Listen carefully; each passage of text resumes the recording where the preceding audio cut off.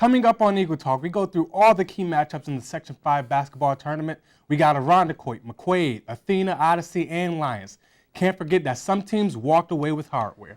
And the Golden Eagles' possible Cinderella run was in jeopardy against MIT last Friday. Stay tuned to see how they fared right after this.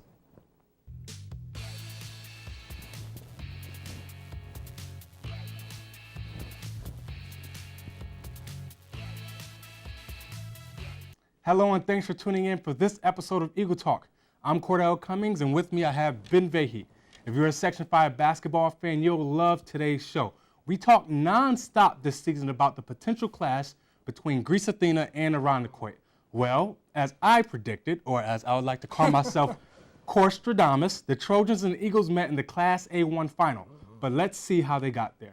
First up in the Class A1 semifinal, a rematch of last year's A1 championship, Athena and Minden going to battle last Wednesday. Second quarter, Christian Jones with the hesitation and the pull-up that tied the game up at 31. The young gun for Athena, freshman Jacob Satters, nails the deep three to keep Minden close. Later in the third, Christian Jones with the assist to Johnny Salone for the deuce. 4 of the 6 Trojans who played scored in double figures. Athena beat Minden 70-61. The Irondequoit Eagles had to hold up their bargain end against Pittsford Sutherland to advance to the Blue Cross Arena. Late in the second quarter, Craig Rosen hits the tray from the corner to put the Knights up 4. The Eagles, though, would be unfazed. Gerald Drumgoole gets it to Robert Diaz-Judson, who beats the buzzer. Sutherland led by 5 at the half. In the second half, Irondequoit would pull away. Tanner Pooch led the floater and the final, and the win, Irondequoit 56, Sutherland 48. On to the Blue Cross Arena where Athena and Irondequoit played for the A1 championship. It was close early on. Athena tried getting things rolling here. Scantleberry finds Jones on the fast break layup. Athena down by 2. Then in the second half, Irondequoit takes the lead. Patrick Thomas with the lone 2. Irondequoit up by 6. Meisenzahl coming off the pick with the tough finish down the lane. Athena inching close, but Irondequoit was too much to handle. June Jr. blows by Meisenzahl here for the easy layup, and the Eagles claim the Class A1 title by the score of 58-51. June Jr. and Coach Carden talked about what it took to get to this moment after the big win.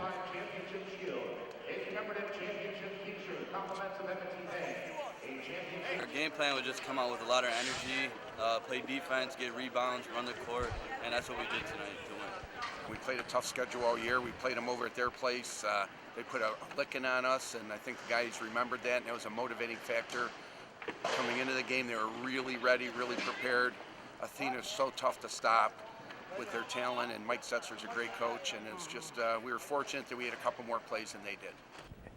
The Class AA championship was also up for grabs. McQuaid and UPrep hit the hardwood. Second quarter, UPrep's Ja'Kai Lewis taking matters into his own hands. Count the bucket and the foul. UPrep trailed by 5. McQuaid comes right back up to extend the lead. Josh Purcell with his pass to Kyron Irving. Jelly. What do you think about that, Cordell? Then the Knights pull away late in the second half. Connor Zambria gets the shooter's bounce on this one, and that falls just into the net, and that is all McQuaid would need to capture their title this year. We caught up with senior Anthony Iglesias and head coach Jack Leisure after the game.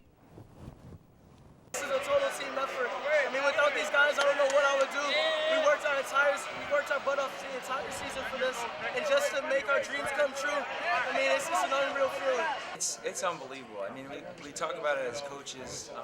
You know, it's a lot of time, it's a lot of work, and it's so special just to see these guys do it. You know, it's like when I saw them all together holding that trophy all together, I told them just now that it was one of the most special moments in my basketball career. On to Class B and another Greece school, the Greece Odyssey Leopards, looking for their first title in school history, but they have to get past Livonia. Late in the second quarter, Jaden Hartsfield finds Trevon Harper for the bucket. Odyssey up 31-23. The Livonia Bulldogs wouldn't give up easy. At the end of the first half, just as the buzzer sounds, Devontae Ginn with the layup, halftime score 31-25.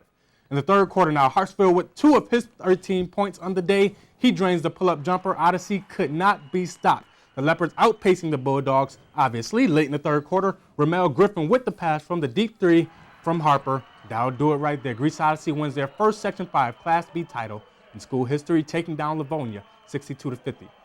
Hartsfield, Harper, and head coach James Guzelik spoke with us on the big one after the game. It's so happy. It's a great environment. We all just work together. We're a family. We just brothers out here, and we just work together and do whatever we got to do. It was good, man. When I first came, I didn't really think, things was going to work out as I planned, but we just worked hard, made our goal to get a championship by the time we graduate. So we accomplished that, and hopefully we can get another one next year. It's surreal.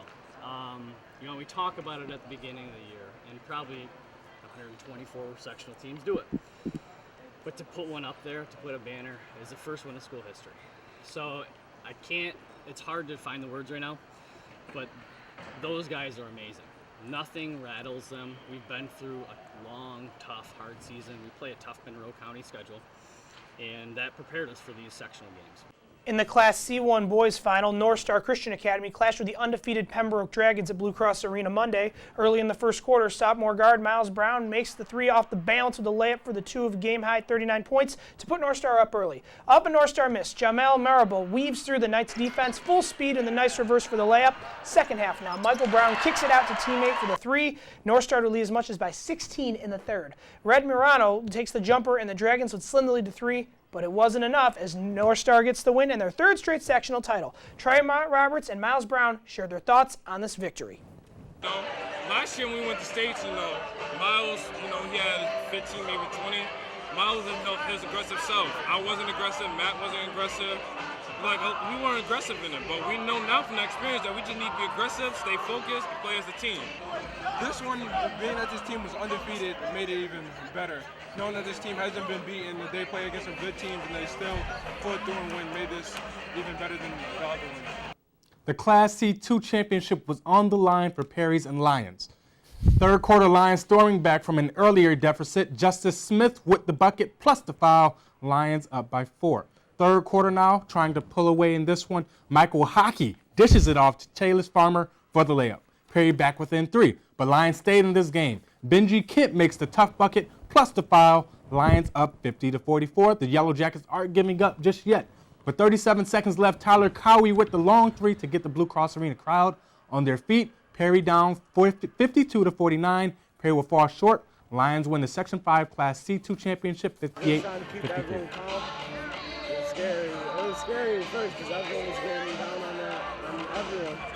I was just trying to stay calm and pick everyone up. We couldn't really score. I knew we came out a little slow, so I just knew we had to keep playing and push on transition and just try to score and just get back into the game. So obviously we've seen a bunch of games, champions crowned. Obviously, as I said, I thought Greece Athena and Irondequoit would face again. Wasn't really sure who was going to win, but what's your thoughts overall? Well, I got to say, Cordell, me and Ben Gramado, we had a blast covering these games at the Blue Cross Arena. A lot of crowds, a lot of games. Well, I got to say, as you predicted, we did predict Irondequoit and Athena again, but here's a different thought. Well, earlier in the season, Patrick Meisenthal shot 6 threes against Irondequoit at Greece Athena's place. They go to the Blue Cross Arena, it's a different story. Yeah. Freddie June Jr. comes back and takes him down. But here's another thing I got to tell you about these two teams, too. You may have heard during football season, we mentioned Freddie June Jr. before, haven't we? Yeah, definitely. The funny thing is, Freddie June Jr. and Patrick Meisenthal were both quarterbacks for their respective schools in football. Very, very good. Very good players. So very good. Now we move on. Yep. So we're now moving on to the crazy tournament in Blue Cross Arena to back to Brockport sports. So with from the Section 5 tournament to the NCAA basketball tournament, which Brockport Golden Eagles were in, well, what happened? Let's find out. Brockport traveled to face John Hopkins and to take on MIT, but it didn't go so well. Brockport couldn't stop the three all game. Brockport trailed at halftime and tried to stage a comeback, but it just was not enough. The Golden Eagles season ends with an 81-67 loss. Brockport's women's lacrosse team looking for their first win of the season after losing to Nazareth in their season opener. Can they bounce back? On Sunday, they tried to knock off the number 11 seed Ithaca Bombers to make it 500 on the season. Brockport was down 2-0 until Jade Williams fires one in the back of the net for the one-timer. Brockport down 4-2.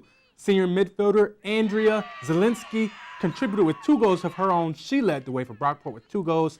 The Golden Eagles fought hard, but eventually would stand no chance against the Bombers.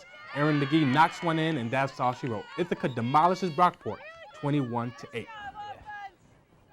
So, obviously, a lot of Brockport sports are on the road. You got the men's and women's indoor track and field. They're having their championships. Lacrosse season starting. Baseball is in Florida along with the softball team. So, what's your predictions for maybe like the baseball team? How do you think Brockport is going to fare with their spring sports? We'll see, Cordell. I haven't had any predictions yet lately. I've been going around and seeing what's going on, but I've talked to some of the players I've seen, and unfortunately, they've all told me their home games aren't really until we get back from break. So, I really can't make any predictions of what's going on with Brockport right now, but we'll have to see when we get back. The lacrosse teams, I've heard rumors that the women's lacrosse is like the best team here, but it didn't look like it so far after they got demolished by Ithaca over the weekend. So they still have a whole season ahead of them. They still got time. We'll see what happens in future shows. And they started 0-2. That's not the really great start you want to get off to. So hopefully, you never know. Hopefully they can turn things around. But you never know. We'll see. You never know.